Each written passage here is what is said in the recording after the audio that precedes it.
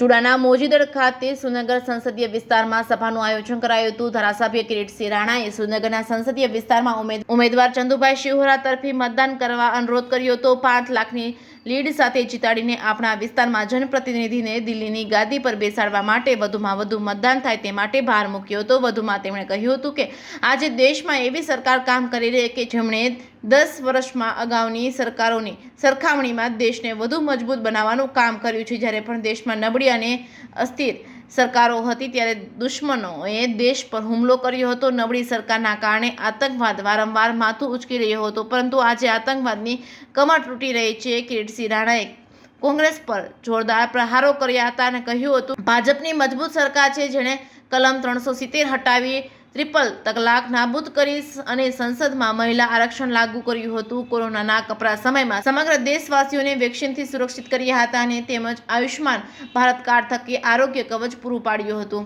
આ સમયે લીંબડી વિધાનસભાના ધારાસભ્ય કિરીટસિંહ રાણા તેમજ તનકસિંહ રાણા તેમજ લખધીરસિંહ જાદવ સહિતના મોટી સંખ્યામાં ભાજપના કાર્યકરો, હોદ્દેદારો સહિતના મોટી સંખ્યામાં ગ્રામજનો ઉપસ્થિત રહ્યા હતા। જે કે ગુજરાતી સાથે ભરતસિંહ પરમાર, સુરેન્દ્રનગર।